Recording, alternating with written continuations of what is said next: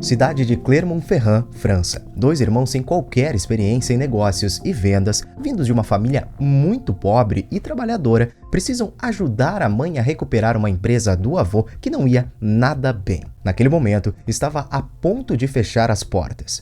Esses dois irmãos já eram acostumados a andar por dentro da fábrica do avô já desde pequenos e sempre estiveram envolvidos no trabalho. Porém, a fábrica era de máquinas agrícolas, mas a proximidade com a borracha já aparecia nos componentes como mangueiras, correias, juntas e conexões, o que trazia para a marca muitos elogios na época. Acontece que foi com o falecimento do avô que eles foram obrigados a entrar com tudo no negócio. Mesmo sem experiência, a mãe viu neles a única saída para a empresa que parecia já não ter mais salvação. Com o chamado da mãe, entra na história os irmãos Edouard Michelin e André Michelin, que depois de consertarem um simples pneu de bicicleta, revolucionam o mercado da borracha no mundo e se tornam os responsáveis por simplesmente colocar essa marca de pneus entre as mais respeitadas do planeta. E os passos desde a criação da fábrica de máquinas agrícolas do avô até a transformação do negócio feita pelos irmãos é o que você confere agora na história completa da Michelin. Seja muito bem-vindo, eu sou Thiago Santos e se você gosta desse tipo de assunto, deixa seu like aqui embaixo e se inscreve no Enciclopédia Marcas para conhecer mais histórias de sucesso. Muito antes dos dois irmãos entrarem nessa história de sucesso, no ano de 1832 é criada a empresa Barbier Dubré, fundada por dois primos, Edouard Dubré e Aristide Barbier. Aristide é o avô materno dos irmãos Michelin e tenta ali a sua primeira cartada no mundo dos negócios. A empresa criada pelos primos mira em um produto que há pouco tempo tinha chegado na cidade, a borracha.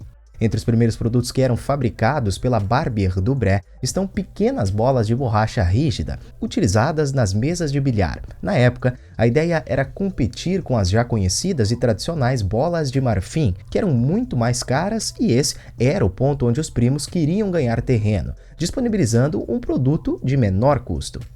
Mas eles não tiveram sucesso, a competitividade era grande e as bolas de marfim eram de maior fama. Além disso, já eram conhecidas por servirem muito bem para o que era proposto, e ainda mais com o detalhe de que eram muito raras as vezes em que elas precisavam ser substituídas. E por isso, a saída do produto era em pouquíssimas quantidades, mesmo sendo mais acessível.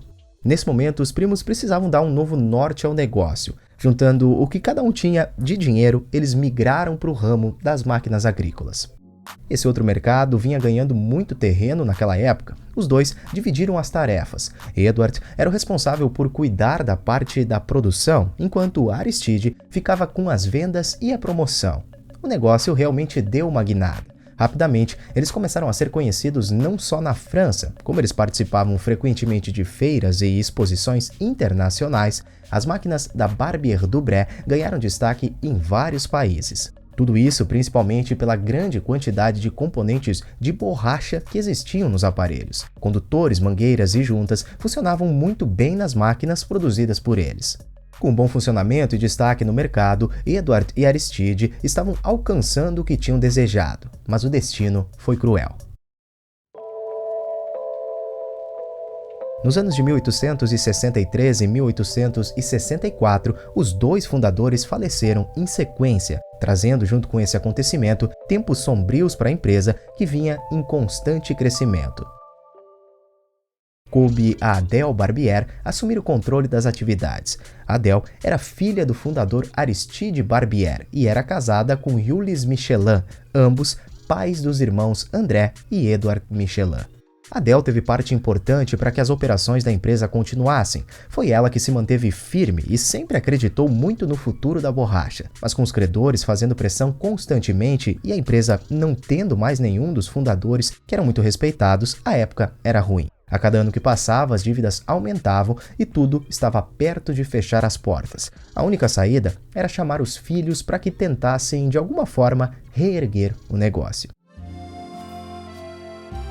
Naquele momento, um dos filhos, André Michelin, vivia em Paris, na França, e chegou inclusive a abrir alguns negócios naquela cidade que não foram para frente. E diante do chamado da mãe, os dois foram tentar reconstruir a empresa. Os dois se colocaram à frente dos negócios, dando atenção especial aos componentes de borracha que eram fabricados. Depois de alguns anos de atividade, foram encontrados novos produtos que poderiam ser feitos com esse tipo de material. E é sempre importante a gente lembrar aqui que a Michelin foi mais uma das empresas que se aproveitou da invenção de outro nome importante no mundo da borracha, Charles Goodyear, que lá em 1839 inventou a vulcanização da borracha, possibilitando que muitas outras empresas começassem a trabalhar com esse produto de forma mais fácil. Mas continuando na empreitada dos irmãos Michelin, eles conseguiram novamente reerguer a empresa e tirá-la da falência. E é em 1889 que finalmente surge a marca. Nasce a Michelin. Nesse mesmo ano, mostrando que os objetivos da empresa tinham mudado, a Michelin começa a comercializar o seu primeiro produto depois da mudança de nome, pastilhas de freio que ganharam o nome de The Silent e eram especificamente para serem usadas em carruagens e táxis puxados por cavalos. Nos anos seguintes, a empresa ampliou seu leque de produtos, todos alcançaram um relativo sucesso, mas a empresa ainda não tinha chegado nos pneus, o que viria a acontecer só em 1891. Em um dia qualquer, um ciclista entrou na Michelin pedindo que fosse consertado o pneu furado da bicicleta. O próprio Edward Michelin deu uma atenção especial ao ciclista e foi pessoalmente consertar o pneu. Naquela época, as bicicletas contavam com um sistema de pneus que era colado ao aro, o que dificultava muito a troca, e não era qualquer um que podia fazer esse serviço. No caso de um furo, só um especialista conseguia fazer o conserto. E a secagem do produto levava horas, e foi exatamente nisso que os irmãos Michelin concentraram todas as suas forças, tentando descobrir uma forma de reduzir esse tempo de conserto. E eles conseguiram. Naquele ano, em 1891, os dois criaram e patentearam a primeira roda de bicicleta desmontável. Era o que faltava para que a Michelin se destacasse de vez no mercado. A criação dos irmãos Michelin simplesmente revolucionou a forma com que as bicicletas eram consertadas. O que levava antes horas para ser feito, agora, em 15 minutos no máximo, um pneu estava novamente pronto para rodar. Essa invenção rapidamente se espalhou e a Michelin já começava a construir uma fortuna. O que ajudou muito para a fama dos pneus da empresa foi o ciclista Charles Theron, que venceu uma famosa corrida em 1891. A corrida tinha cerca de 1.200 quilômetros e o ciclista tinha a bicicleta equipada com a invenção dos irmãos Michelin. Charles se tornou uma celebridade nacional, vencendo a prova com mais de 8 horas de diferença para o segundo colocado. E essa vitória tinha o dedo dos irmãos Michelin e da novíssima criação. Com a Michelin decolando e se tornando cada vez mais famosa no mercado dos pneus, o dinheiro começava a entrar em grande quantidade. Os pneus removíveis começaram a ser usados por todo o mundo nas bicicletas e as vendas dispararam. Mas a ambição de Edward e André era ainda maior. Os visionários viram nos primeiros automóveis um futuro promissor e entraram para a indústria automotiva. Criaram em 1895 um pneu para automóveis e colocaram em um veículo chamado Eclair. Esse carro tinha sido projetado por um grupo de engenheiros contratados pelos irmãos Michelin. Os dois competiram com esse veículo em uma das mais famosas corridas que existia na época, a corrida Paris-Bordeaux, e mesmo não ganhando a competição, o veículo chamou a atenção por ser extremamente confortável, confiável e com uma longa duração dos pneus. E depois disso, os dois competiram em várias outras corridas, o que levava cada vez mais longe a marca Michelin. Mas ainda faltava o toque final. Os dois irmãos chegaram à conclusão de que, para explodirem de vez, eles precisavam de algum símbolo, algo que fosse imediatamente relacionado à marca e que trouxesse uma proximidade com o público. Exatamente nesse cenário, nasce o famoso boneco Michelin. Conta a história que Edward e André estavam próximos a uma pilha de pneus e, olhando para aquele desenho dos pneus um em cima do outro, imediatamente imaginaram que essa era a forma perfeita para um símbolo.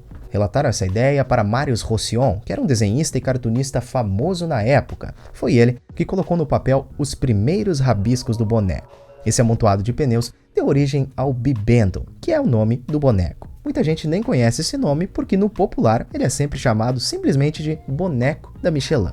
O primeiro cartaz com o personagem é lançado em 1898. Ele aparece em público pela primeira vez na edição inaugural da Paris Motor Show e foi um sucesso estrondoso. A ideia de algo que conectasse a marca com o público foi alcançada com extremo sucesso, com uma ideia simples que partiu de uma pilha de pneus. Em 1899, a Michelin aparece mais uma vez em um acontecimento histórico. O primeiro carro a ultrapassar a barreira dos 100 km por hora estava equipado com os pneus planejados pelos irmãos especificamente para esse feito. E o piloto belga Camille Genatzi conseguiu passar os 100 km por hora com a ajuda de pneus com um diâmetro menor e mais largos. Isso aumentava a estabilidade e eles já tinham ganhado um desenho parecido com os pneus modernos. Nesse momento aí o sucesso já era imenso e eles continuaram trabalhando e crescendo. Mas em 1914, milhares de trabalhadores da Michelin foram convocados pelo exército. Era a Primeira Guerra e a Michelin, mais uma vez, faz parte da história. Eles começam a fabricar aviões naquela época. Eles produziram cerca de 2.000 aeronaves e revolucionaram a maneira com que elas pousavam, fazendo também em 1916 a primeira pista de pouso de concreto, que facilitava a operação mesmo em condições climáticas ruins. Ao redor de 1930, a Michelin lança os pneus Super Comfort. Era um avanço para a época, já que, como o próprio nome diz, eram extremamente confortáveis e davam mais aderência em dias chuvosos. Além disso, eles podiam rodar até 30.000 quilômetros sem ser substituídos. Em 1931, a Michelin entra também no mercado das sinalizações, fazendo campanhas extremamente fortes com foco na demarcação das estradas, inserindo as placas como um auxílio para as viagens. Até 1970, a Michelin ainda produzia esses objetos e a empresa teve papel fundamental e importante no surgimento dessas sinalizações. Nesse mesmo ano, em 1931, acontece a primeira baixa de um dos fundadores. André Michelin falece em 4 de abril de 1931, aos 78 anos. Mesmo com o falecimento do irmão, Edward continua nos avanços com a empresa. Em 1935, fez uma parceria com André Citroën e passa a estudar e fabricar o famoso Citroën 2CV. A partir de 1930, os veículos começaram a se tornar cada vez mais pesados e precisavam de pneus que suportassem esse peso. A Michelin começa a estudar então unir aço e borracha. As pesquisas duraram 6 anos até que a Michelin lança em 1937 o Metallic, pneu mais rígido e já com uma carcaça metálica interna. Pouco tempo depois, e com a empresa em crescimento constante, em 25 de agosto de 1940, Edward Michelin, o último fundador em vida, acaba falecendo. A gerência das operações daí por diante continua com os membros da família Michelin, passando pelo filho Pierre Michelin e por outros descendentes, que deram sequência com sucesso, patenteando inclusive em 1946 o pneu radial, revolucionando mais uma vez a história dos pneus. O último membro da empresa com o sobrenome Michelin foi o bisneto de Edward Michelin, com o mesmo nome do bisavô. Ele exercia um cargo na diretoria da empresa, mas ele acabou falecendo depois de um acidente em 2006. Mesmo sem a presença dos fundadores, a Michelin seguiu crescendo cada vez mais, e os irmãos Edward e André Michelin, depois de consertar uma simples bicicleta, são um exemplo claro sobre como aproveitar as oportunidades. Tá aí, essa é a história da Michelin. Se você tiver alguma marca que gostaria de conhecer a história, deixa aqui embaixo nos comentários que a gente tenta fazer. Por hoje é isso. Valeu!